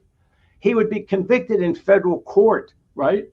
Just like he would have been convicted in state court, but the state prosecution occurs in federal court. It also wouldn't be pardonable, Mark. So if this state prosecution, let's say of Trump and Meadows, happened in state court, in federal court, it would still be a state conviction rendered in federal court on account of the removal. It would not be a federal crime. It couldn't be pardoned. Trump could not pardon himself for it, and he couldn't pardon Meadows for it. I think it has a good chance of being there. Now, what they're going to say is that this was part of the political campaign, but I haven't seen the evidence, maybe you have, that Meadows went there as part of the political campaign. Meadows says he went there as chief of staff. He was chief of staff at the time. He was getting a paycheck from the federal government at the time. If they can prove that he went there under the political arm, but why would he be so stupid? He's a smart guy. He had lawyers. Why would he go there? Just in case this whole thing blew up and he found himself where he is now. Wouldn't he have styled the trip as being by chief of staff, as part of his duties as chief of staff? He says to report back to Trump and actually to tell Trump they're doing a great job. Everyone's doing it according to Hoyle down in Georgia. That's his story right now to get himself into federal court. So I think he has a good chance of getting into federal court. I think so does Attorney Jeffrey Clark, who is a Department of Justice official, and scary enough to say Trump has a decent chance. But I think those other two are going to get themselves into federal court. 2 points. One is, thank you for that information about state and federal. I don't think I've heard it anywhere, that would be the state case that's tried at the federal level and it's not pardonable. That was really great information. Number two, I want to ask you about this, but it is the case that in a federal court venue, the jury will be different, and that may be the key to an acquittal.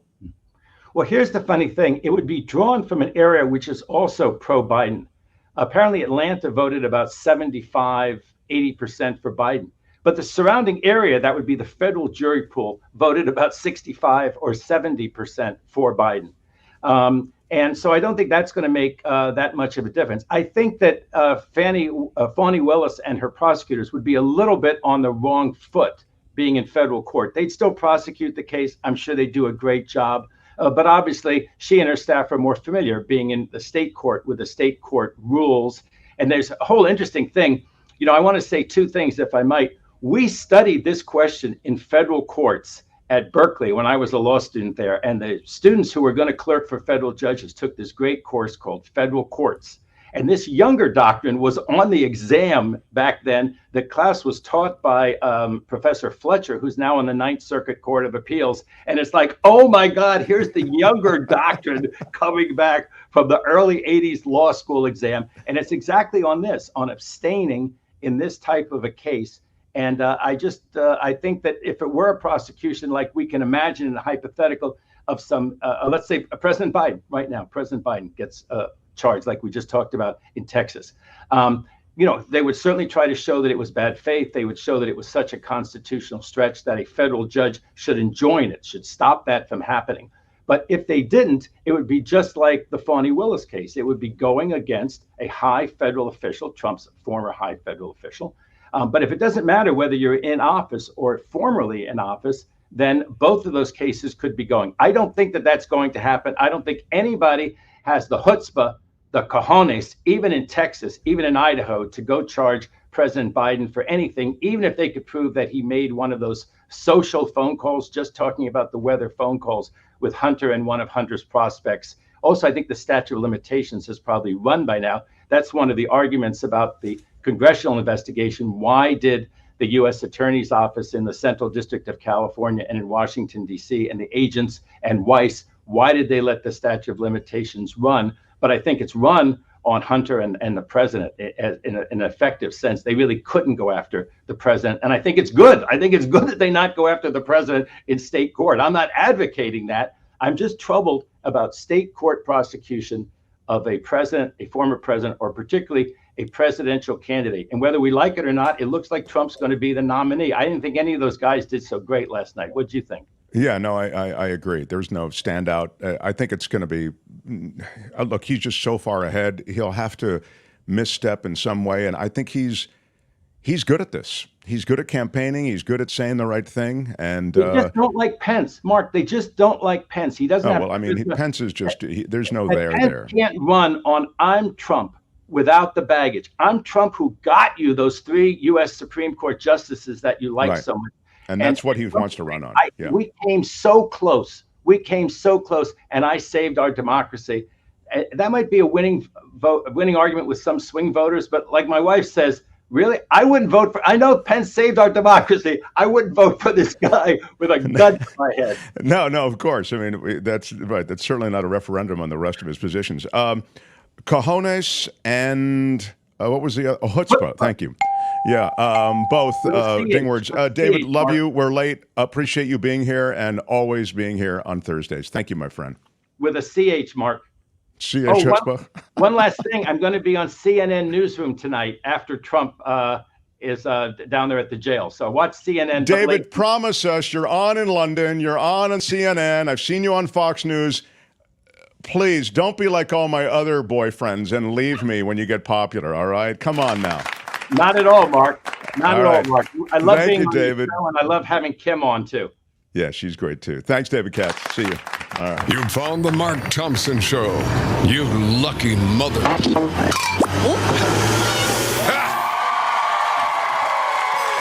All right, we are way behind. Settle, please, everybody. Settle. All right, we're way behind. Kim, can I bring Belinda on, and then we can mention at the end of the show how people can join us for the meet and greet again? I think there are a couple of openings still left. I think that's a great idea. I love your thinking today. Okay. I'll just quickly mention we're crowdfunded. So thanks to Pinky, $1 a day from the Pink. So a big shout out. Big shout out. And appreciate that. Thanks, Pinky. Anybody who supports us, we so appreciate it. On Thursdays, we like to look at issues involving the planet. It's our favorite planet. It's our only planet. It's the planet, stupid. The planet Earth. Some call me nature. I am very passionate about the planet Earth. A living, breathing planet capable of sustaining whatever life forms we see fit to deposit on it. Spock, judging by the pollution content of the atmosphere, I believe we have arrived. It's the planet stupid. No. It's the planet, stupid. Our trusty guide for It's the Planet Stupid, Belinda Weymouth. Good morning. How are you, morning. Belinda? Thank you for your patience, as I often say. So very yes. true. Yes, I've got some patience. You come to us at an interesting time in the planet's history. Sadly, it's not all good news. I wanted to just mention this thing I was reading about the other day, because I thought about this term, this Anthropocene. Is that what it is? Where they say it's this is the man-made epoch or epoch. Yes, so era. we've been talking about that since the year 2000, and what scientists say is it started in 1950 with the advent of nuclear weapons and the traces that they have left in nuclear power. And now we have a new epoch, don't we, Mark? Exactly. That's why I mention it. This Pyrocene epoch or epoch, which is reflective of the fact that the Earth is burning everywhere. These fires. Yes. Yeah. And you know, it's wild because obviously Anthropocene, Pyrocene, both caused by us, you know, and this fire thing is very, very scary. And I have to tell you, you know, it made me think about the Greek myth, Prometheus, you know, who stole fire from the Olympian gods to give to human beings. He gave it to us in the form of civilization, knowledge, and technology. And technology, our technology in particular, as regards fossil fuels, is now the thing that is causing these fires or really exacerbating these fires. And just as Prometheus was, you know, punished for stealing the fire from the gods, we're in this horrible moment. I mean, I sort of hate to go doom and gloom right out the gate, Mark, but I sort of, you know, I mean, what else can we do? This is very, very intense, this moment. And, you know, while it's not just climate change that is exacerbating it, it is absolutely exacerbating it, but it's all these decisions that we've made, you know, where we build, the wildland urban interface, you know, the droughts that are caused by climate change, the invasive grasses that we plant these grasses everywhere. They dry when there's not enough water because they're not used to that ecosystem, or, you know, it's drier than it used to be. And then they're fuel for fires. It's a horrible cycle. Last year, a United Nations report warned that the number of extreme wildfires is expected to increase 50% globally by the end of the century, and that governments are largely unprepared. Even the Arctic, previously all but exempt from the threat, faces growing wildfire risk because of climate change and other factors, according to that UN report. So this isn't like a snowstorm where we go, wow, that was a bad one. Thank God we don't get those a lot. We're going to start to get them a lot, and the Earth is burning up. So look, with the intense fires in Lahaina and how they were intensified by the situation with the tropical weather system, essentially feeding that fire with all those winds, it all happened so quickly. And those types of scenarios is what the UN report pointed to. And again, it was all but ignored. And then the last thing I will say is, and this is just a note also to all of our listeners and viewers, on the stage last night in the GOP debate, they did touch on climate change. And, you know, they in the main deny it. Vivek called it a hoax. I mean, it's so 1950s, the view of everything.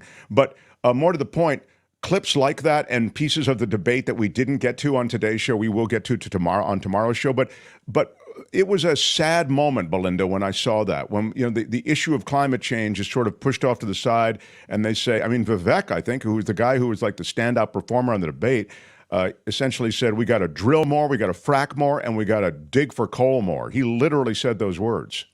Yes. Well, when they asked them in the beginning, you know, to raise their hands if they believed in human-driven climate change, and not one of them did.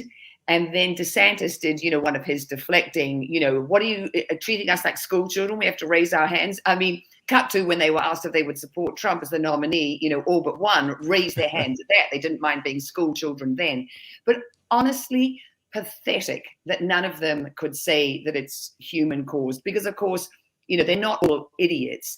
And, I will say cojones because it was mentioned by David.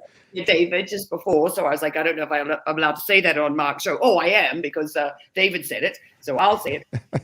Complete lack of cojones to be, there on this, national, international stage and to not be able to say this. And the fact that it's such a partisan, it has become such a partisan issue. The fact is they are playing with Americans' lives by not saying, yes, it's driven by human beings and it's driven by our activity.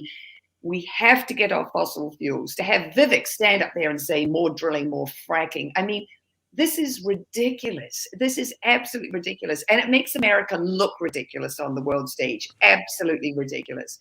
So I just have to say, GOP, hopefuls, all of you, you need to grow a pair and you need to really, better say what's what, because your job when you get in, into power, and I know really what they care about is being in power, but it's actually to protect the American people. And we are so at a crunch moment. And there are still 800 people missing in Maui. I mean, they've got dogs out there to find any little scrap of DNA that might be the remains of a human life.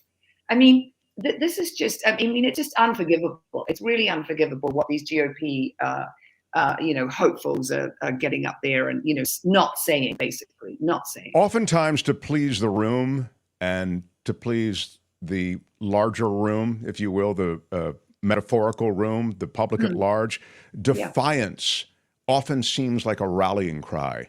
And I've noticed the GOP, they're defiant on the issue of climate change. It's sort of, we don't need that. A climate change, the libs, it's drill, it's frack, it's use coal and nuclear. That's all we need. I mean, the defiance is something that's celebrated. So I think that there is there's a quality of denying, as you've sort of implied, that I think they all have. I think that in the main, they're smart enough people to know it's real. I mean, come on. And to know, I'm talking about that the connection to the human species is real. But I think that defiance is so celebrated, and as you've also suggested, political aspirations make it impossible to argue anything but that defiance. I wanted you to mention a story that you had pushed to me, and I really was intrigued because there was a moment where bees were sort of being talked about and the crashing of the bee culture, I'm talking about BEES's, bees, was a litmus test for everything going on. Can you summarize a little bit of what you sent? Well, this is really amazing, this story. So we've got too many honeybees and we've been, hearing all about, hive collapse and what a disaster it's going to be. And, they pollinate 2/3 of our food crops and bees. But guys like this guy in this photo, they're actually telling, so all these organizations, corporations and other organizations that want to really sort of signal their eco cred are going, we're putting up honeybee hives on the roof of our, building in Manhattan. And, we're an eco hotel. Look, come up and see our hives. But now what we have too many honeybees. And the fact is we love the honeybee, we love honey, honey's great. But what's happened is there are so many honeybees. They are now out-competing the other pollinators. The other pollinators are not as sexy as the honeybee. You've got your moths, your wasps, your wild bees. They're not like our lovely fuzzy honeybee. But there's not enough nectar to go around. And so these other species, which are also vital in the pollination game, they're being out-competed. And then this is the really crazy bit. Honey production is down because there's not enough nectar. So honeybees have to use the nectar that they do find to survive, just to nourish themselves. There's not enough extra to turn into honey. So, so it's a conservation, win, but it's like, okay, now we have to pull back on the hives. I mean, there was one, beekeeper who, who's talking about he's going to do a 20% drop in his, hives. And when he gets called by these corporations saying, hey, we're ready to go green, we want honeybee hives, he's having to educate them and saying, hold your horses, no, say no to honeybees. I'm astounded at sort of how effective the media has been, or the environmental movement has been, in getting that message out. And then it's just a stark reminder that sometimes you can oversteer, especially in these delicate ecosystems that we've messed with so much, that you end up having so communicated that message that it has all of these unintended consequences. Just an absolute crazy story. Yeah, really crazy. But also, so there's an eco win. We can see how the messaging was super effective. We got to where we needed to be. We've got the honeybee population up. Okay, so now let's turn that incredible messaging, in another direction where we need some eco wins. Well, I always feel, I'd be curious if you agree, when it comes to stuff like the honeybee or endangered species, I think we're pretty good, although I remember the Trump administration in the first month rolled back the Endangered Species Act. His sons are both hunters, and they hunt for endangered creatures. I think that's yet another, I don't know, I think it's a grotesque aspect of that family that's got a lot of, when it comes to values, it's really hard to find any.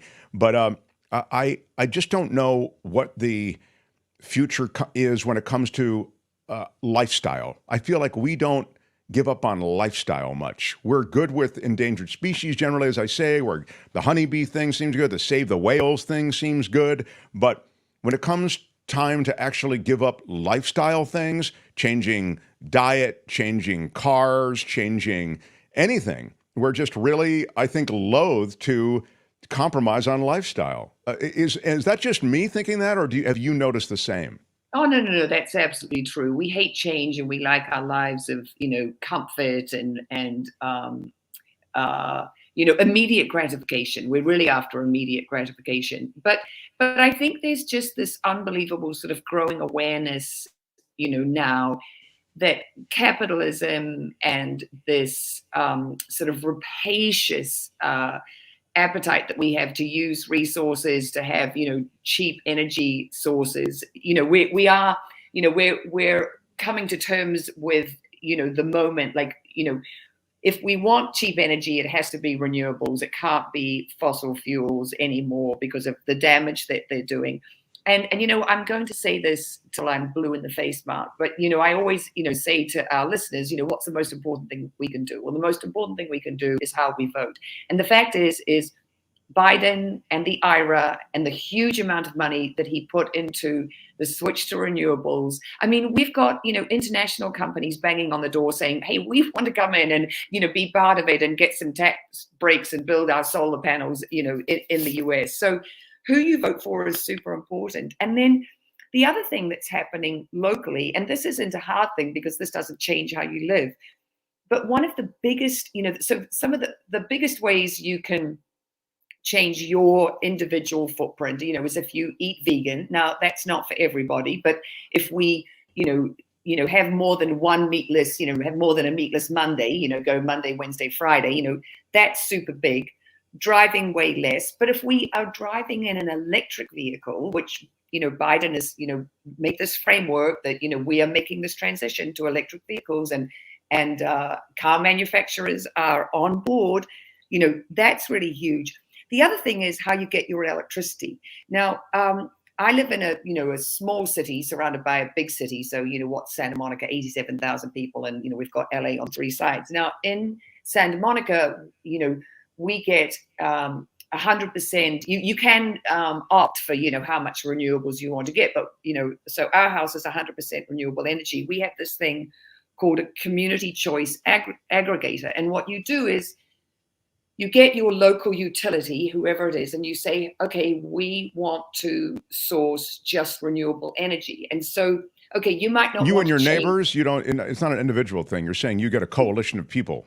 Yeah, and you've got to get, your city council on board with it. But say we want all our energy to come from renewables. We might not want to stop flying on planes and going to fabulous places and, eating out and doing all those other things that you were mentioning before as, people that want to change. But if you just, I was going to say agitated, but you don't even have to agitate. If you just go to some city council meetings and you say, hey, I hear that this is a thing that we can do and other places are doing it. And I'll tweet a story and I'll ping you, Mark, about community choice aggregators. And it's not, you're more and more. We should do it next week. I think it's intriguing. Yeah. Yeah. No, it's super great. And what happened in Santa Monica, this is so typical Santa Monica, is when we made the change, they did very little fanfare and I think they put it on people's bills. You could opt to have 80% in your, renewable energy, and the dollar amount that you were going to pay for your energy would remain the same. If you went for 100% renewables, it would be slightly more expensive. But, you can do this tiered system for people who are like, well, I don't want my bill to go up. But the more of us who are demanding renewables, obviously, that, drives the whole shift, and the better that is for the planet. And, with the backdrop of these fires, because this is the thing about the fires that people really need to realize. It's not just in the, boreal forests of Canada, I mean, London had, in their, suburbs, I can't remember, is it Wennell? I can't remember the name of it. But last year there were fires in London, in an enormous metropolitan city that people sort of associate with horrible gray, drizzly weather. So, those fires happen everywhere. There's more chance that they're going to happen everywhere. And so do yourselves a favor. If you've got the GOP, dragging their heels, don't you drag your heels. Ask your local government to get, your city onto renewable energy. So I'd love to follow up on that next time. I do want to say one thing. I do have to wrap up. But I do want to say this because it frustrates me, and I don't want to seem like I'm a homer always for Biden or for the libs or for the Democrats. I'm frustrated with this administration. I think they got a lot done, and I think they got more done than the GOP administration would get done. But they did okay and renew more of these oil leases and leases for oil drilling, even more than the Trump administration, I believe. Although, to be fair, I think a lot of this stuff was already in the pipeline, if you'll pardon the expression. So I think that's a little bit of maybe a deceptive stat. But I guess what I'm saying, and Belinda, I'd love, of course, always these lefties aren't left enough for me on the environment. But I just want, there is an all-you-can-eat quality to Biden, which is, as Belinda's noted, I mean, this is a transformative package when it comes to the environment, but it's not transformative enough for me because we still really allow these fossil fuel companies to ride roughshod over our government, I think, and okay these leases. But to be continued. Yes. Belinda, thank you so much. We'll look for you on mainstream X or whatever it's called now, and Instagram and whatever social media you populate, and then I will retweet or re-X you. So I'm looking forward to your visit next week as well. Belinda Weymouth, everybody. Thanks, Belinda. Thank you so much. That's It's the Planet Stupid for today. More It's the Planet Stupid. No, it's the Planet Stupid. Next time, only on The Mark Thompson Show. Wrap up. I don't want to, but I also want to, if I could just mention, maybe you can put the graphic up again. We had been sold out for the late night. Oh, yeah. It's a virtual meet and greet, everybody. Can I have a glass of wine, please? Yes. The Mark Thompson Show crew and friends at a special event. It'll be Monday night. Virtual meet and greet. Virtual means you don't actually have to leave the comfort of your own home. And you don't have to even appear on camera. You can just connect with us. 7 to 9. Oh, yeah, come alive, 7 to 9. Guest list is limited to the first 20 signups. It's a $50 donation to the show to reserve your private link. We're trying to raise money for the show, honestly. And you can go to mtsmeetup@gmail.com and then go to PayPal. Just tell us, hey, you want to do it, and go to PayPal. And the link on PayPal is right there. What, Tony? It said The Mark Thompson Show at markthompsonshow.com. So go there, go to PayPal, $50 donation to the show, and say meet and greet, and boom, you're in. I guess you could do that. You don't even have to go to the Gmail thing. This is for those last 6 spots. So, what is that, Tony? Thanks, Tony. All right. Anyway, good luck. And this is, I think, going to be a lot of fun. In fact, I think I'm looking forward to some special guests stopping through. I don't want to, no promises. But I think it could be really quite special. So there's never been anything like this. Yeah. So he'll. By the way, speaking of Trump, he will surrender, as the term goes, to the Fulton County Courthouse. I thought it was very interesting today that David Katz essentially felt as though this is excessive, overcharged, and even this, which I think is clearly theater. I mean, it is theater to bring in Trump and all the rest of these